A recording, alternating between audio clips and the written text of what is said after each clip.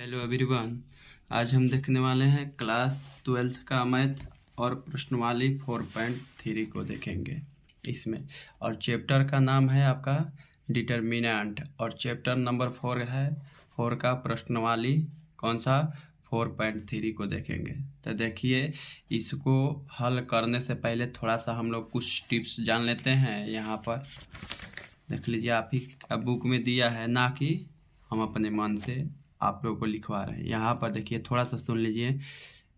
कह रहे हमने पिछली कक्षाओं में सीखा है कि एक त्रिभुज जिसके शीर्ष ऐसा दिया रहता था, यहाँ पर इस तरह से तो उसका क्षेत्रफल व्यंजन के रूप में इस तरह से हम लोग लिखते थे। जैसे में ये दिया है आपका द्वारा व्यक्त किया जाता है।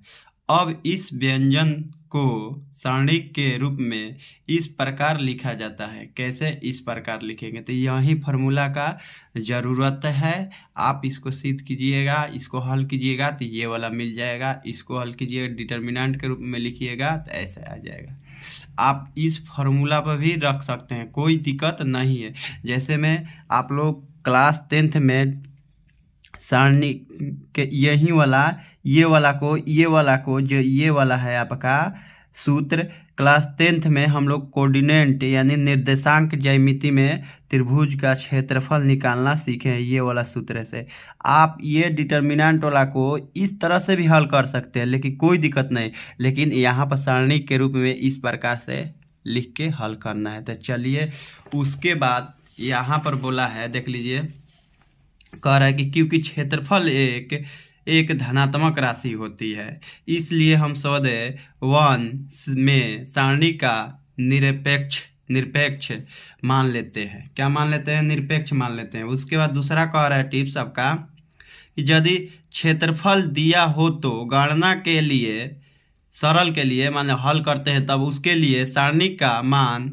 का धनात्मक और ऋणात्मक दोनों मानों का प्रयोग करते हैं। जैसे में मान लीजिए क्षेत्रफल आपका दिया रहता है तो सारणी के धनात्मक और ऋणात्मक दोनों लेते हैं मान। उसके बाद तीसरा कह रहा है कि 3 संरेख बिंदुओं से बने त्रिभुज का क्षेत्रफल 0 होता है। क्या होता है? 0 होता है। संरेख जहाँ रहेगा आपका, संरेख बोलेगा, वहाँ पर त्रिभुज का क्षेत्रफल क्या हो जाएगा? 0 हो जाएगा। क्या हो जाएगा? 0 हो जाएगा। तो चलिए, हम लोग इस प्रश्न को यानी प्रश्नवाली को हल करने से पहले एक छोटा सा एग्जाम्पल को समझ लेते हैं और उसके बाद इस पर बात चलेगा। तो यहाँ पर देखिए, आपका है एग्जाम्पल इस तरह से देता है।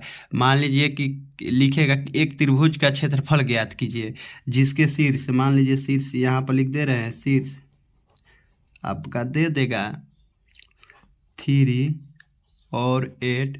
उसके बाद दिया -4, 2 दे दिया। उसके बाद आपका देगा और यहाँ पर लिख देगा और 5, 1 और ये त्रिभुज का क्षेत्रफल ज्ञात करना है। यहाँ पर लिखेगा कि एक त्रिभुज का क्षेत्रफल ज्ञात कीजिए जिसके शीर्ष इतना आपका दिया है। तो इसको पहले हम क्या लिखेंगे? यहाँ पर लिखेंगे हल। उसके बाद ये लिखेंगे कि दिया है, क्या लिखेंगे? दिया है त्रिभुज का क्षेत्रफल, शीर्ष, क्षेत्रफल नहीं, शीर्ष है। दिया है त्रिभुज का शीर्ष आपका 3, 8। उसके बाद -4, 2 दिया है और आपका दिया है 5, 1। इस शीर्ष को आप ABC भी मान सकते हैं, कोई दिक्कत नहीं। आपका इच्छा हो तो इस शीर्ष को A मान लीजिए, इसको B मान लीजिए, इसको C मान लीजिए, कोई दिक्कत नहीं होगा, आप मान सकते हैं। उसके बाद इसमें से देखिए, पहले इसका लिखेंगे त्रिभुज का क्षेत्रफल बराबर होता है 1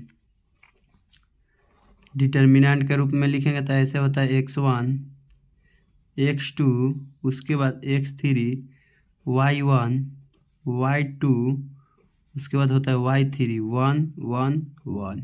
यहाँ पर देख लीजिए, आप लोग को फार्मूला दिखा दे रहे हैं। यहाँ पर देख लीजिए है आप लोग का फॉर्मूला यहाँ पर है, इसी को हमने यहाँ से लिखे हैं।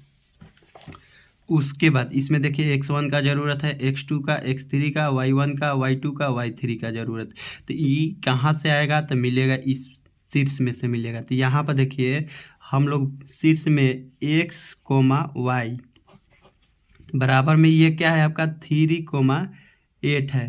तो यहाँ पर देखिए ये है आपका 3 x के जगह पर और 8 के जगह पर क्या है y है। उसके बाद यहाँ पर है x, y, दूसरा बिंदु आपका शीर्ष हो जाएगा ये -4 और 2, और तीसरा है आपका x, y बराबर में ये देखिए तीसरा है आपका 5, 1 ये दिया है। तो यहाँ पर देखिए x, y, x, y, x, y, तो इसको हम लोग इसमें क्या मानेंगे x1, x2 और x3 मान लेंगे, क्योंकि आपका x का एक ही वैल्यू दिया है। इसमें देखिए x ये भी है, x ये भी है, a भी है, y, y ये है। तो इसको मान लेंगे, सूचित करते हैं x1, x2, x3, उसके बाद y1, y2, y3 आगे भी रहेगा तो उसको भी लेंगे। लेकिन यहाँ पर त्रिभुज में आपका 3 गो शीर्ष रहता है, तो 3 गो शीर्ष देगा, ना कि 4 गो। चतुर्भुज नहीं है। तो यहाँ पर देखिए लिखेंगे x1, इसमें कौन है आपका 3 है। उसके बाद यहाँ पर x2, अब इसमें चलेंगे आपका क्या है -4, x का केवल वैल्यू ले रहे हैं। यहाँ पर x3, इसमें कौन है आपका ये हो जाएगा 3, 5, इसको मानते हैं हम लोग x1, x2, x3, क्योंकि आपका एक ही x है तो इसको मान लेते हैं कि चलिए भैया भुलाने के वजह से 1, 2, 3 मान लीजिए। y1 बराबर इसमें आपका 8 है। उसके बाद y2 बराबर क्या है 2 है। उसके बाद y3 बराबर यहाँ पर 1 है। अब क्या करेंगे, इस सूत्र पर इसको रख देंगे, क्योंकि देखिए x1, x2, x3, y1, y2, y3 आपका यहाँ पर लिखा हुआ है, इसके जगह पर ये रख देंगे, ये शीर्ष जो आपका दिया है बिंदु, तो यहाँ पर रख देंगे। आपका सूत्र है 1/, इसी सूत्र को फिर से उतारिए, x1, x2, x3, y1, y2, y3, 1, 1, 1, यहाँ पर 1/2 रख दीजिए। x1 का क्या है आपका 3 है, तो 3, x2 का -4 है, -4, और x3 का क्या है 5 है, 5। उसके बाद y1 का 8 है, y2 का क्या है 2 है, 2 रखिए। y3 का जगह पर क्या है 1 है, यहाँ पर 1, इधर है आपका 1, 1, 1, ये है क्या है, ये है आपका। अब इसको क्या करेंगे, आप यहाँ से प्रसार भी कर सकते हैं और नहीं तो गुणधर्म का भी प्रयोग कर सकते हैं, कोई दिक्कत नहीं है। आपका इच्छा हो तो प्रॉपर्टीज का इसमें भिड़ा दीजिए और ना हो तो आप प्रसार कर सकते हैं, कोई दिक्कत नहीं है। यहाँ पर देखिए इसको R1 बोलते हैं, इसको R2 बोलते हैं और इसको R3 बोलते हैं, इसको C1 बोलते हैं, इसको बोलते हैं C2 और इसको बोलते हैं C3। ये पहला आपका पंक्ति है, दूसरा तीसरा, ये पहला स्तंभ, दूसरा तीसरा स्तंभ है। तो यहाँ पर देखिए आप चाहे तो R1 का प्रसार कर दीजिए, नहीं तो 2 का, नहीं तो 3 का, नहीं तो इधर से C1 का, नहीं तो C2 का, नहीं तो C3 का। आप इसमें से किसी का एक का प्रसार कर सकते हैं। ये नहीं है कि कोई पंक्ति का कर दिया और दूसरा कोई स्तंभ का कर दिया तो उसका गलत हो जाएगा, ऐसा कहीं नहीं है, ऐसा कहीं नहीं है। यहाँ पर आप इसको कीजिएगा तो उतना ही आएगा, इसको कीजिएगा तो उतना ही आएगा, इसको कीजिएगा तो उतना ही आएगा, इधर वाला कीजिएगा तो उतना ही आएगा, इधर वाला का कीजिएगा उतना ही, इधर वाला का कीजिएगा उतना ही। तो यहाँ पर देखिए हम R1 का प्रसार कर देंगे। तो यहाँ पर देखिए प्लस का जगह है और ये माइनस का, और ये प्लस का जगह है, ये माइनस का जगह है तो ये प्लस का, माइनस का, प्लस का, माइनस का, प्लस का। तो यहाँ पर लिखिए इधर है आपका 1/2 है, ये तो आपका है। यहाँ पर लिखेंगे R1 का प्रसार करने पर, तो यहाँ पर R1 का प्रसार कीजिएगा तो इस अवयव को लीजिएगा तो ये वाला लाइन कैंसिल होगा आपका, और उसके बाद ये वाला लाइन कैंसिल होता है। जिस अवयव का हम प्रसार करते हैं तो पंक्ति को लेगा, उसके बाद आपका स्तंभ को भी खाएगा। तो यहाँ पर क्या दिख रहा है 2 1 1 1। तो यहाँ पर देखिए पहले तो आप 3 को लिखिए, यहाँ पर 3 लिख दिए, उसके बाद यहाँ पर ये बंद किए, ये बंद किए, तो आपका 2 दिख रहा है ऊपर में और 1 1 1 नीचे दिख रहा है। उसके बाद यहाँ पर -8 है, तो यहाँ पर -8 लिखिए। उसके बाद ये वाला लाइन कैंसिल होगा आपका और उसके बाद ये वाला कैंसिल होगा। तो क्या दिख रहा है -4 5 1 1 दिख रहा है। तो यहाँ पर लिखेंगे -4 5 1 1 लिख दिए। उसके बाद अगला अवयव का करेंगे इसका, इसमें तो ये प्लस का है, तो यहाँ पर लिखिए प्लस के जगह पर है तो प्लस, यहाँ पर 1। यहाँ पर देख लीजिए माइनस रहेगा तो यहाँ पर माइनस रहेगा, क्योंकि प्लस का जगह है, ये स्थान है यहाँ पर, इसका प्लस के जगह है ये। आपका माइनस में भी रहेगा तो यहाँ पर माइनस हो जाएगा। ऐसा कहीं नहीं होगा कि यहाँ पर बता दिए कि प्लस है तो यहाँ पर माइनस रहेगा तो आप माइनस नहीं प्लस लिख दीजिएगा, तो आपका गलत हो जाएगा। यहाँ पर प्लस है और यहाँ पर ये प्लस में भी है, ये अवयव माइनस में रहेगा तो यहाँ पर माइनस में आएगा आपका। तो देखिए ये लाइन कैंसिल और उसके बाद ये लाइन कैंसिल। तो आपका क्या दिख रहा है, देखिए -4 2 5 1। तो यहाँ पर लिख देंगे इसी को -4 2 5 1। इसका प्रसार हो चुका। तो अब देखिए यहाँ पर क्या करेंगे 1/2 है इसका, तो यहाँ पर ये 3 है। उसके बाद ये डिटर्मिनेंट का है, ये वाला इधर से क्या कर देंगे हल कर देंगे, यानी ये वाला इसके साथ है गुना तिरछा तिरछी, तो 2 में 1 से गुना होगा तो 2 मिलेगा, और यहाँ पर 1 में 1 से गुना कीजिए तो यहाँ पर माइनस रखिए, और उसके बाद यहाँ पर -8 है, ये इधर से गुना होगा तो -4, ये वाला यहाँ पर माइनस रहेगा, तब जाकर गुना कीजिए तो क्या आएगा 5। उसके बाद +1 है तो लिखेंगे +1, ये वाला इसके साथ है तो -4, और ये वाला इसके साथ है, यहाँ पर माइनस रख के तब गुना कीजिए। 5 दूनी के 10। यहाँ पर गुना करने पर यहाँ पर माइनस रहेगा तो ये प्लस कर देगा, इसको ध्यान रखिएगा इस बात को। तो यहाँ पर देखिए ये वाला पूरा वैल्यू को इधर लिख दे रहे हैं क्योंकि स्पेस नहीं है। यहाँ पर लिखेंगे 1/2, उसके बाद 3 था, उसके बाद क्या है हो, यहाँ पर देख लीजिए एक बार घटाएंगे, 2 गो में से 1 गो गया तो आपका 1 बचा, यहाँ पर -8, तो यहाँ पर आपका 1 बच गया, और उसके बाद -8 है। उसके बाद दूसरा घटाएंगे, घटा लीजिए यहीं पर, तो -4 -5 तो कितना हो जाएगा -9 हो जाएगा। यहाँ पर कितना हो जाएगा -9, और यहाँ पर प्लस का 1 है, दिखा दे रहे हैं आप लोग को, थोड़ा सा देख लीजिए। यहाँ पर प्लस का 1 है तो लिख दिए, उसके बाद -4 और -10 तो कितना हो जाएगा -14 हो जाएगा। तो यहाँ पर हो जाएगा आपका -14 आ गया।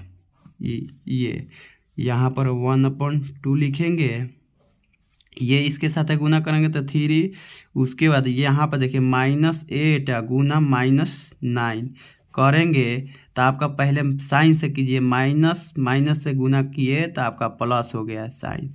उसके बाद संख्या से गुना करेंगे तो आपका 8 9 कितना हो जाएगा 72। यहाँ पर 72 लिखेंगे, यानी प्लस में कि माइनस में, प्लस में, यहाँ पर प्लस में 72।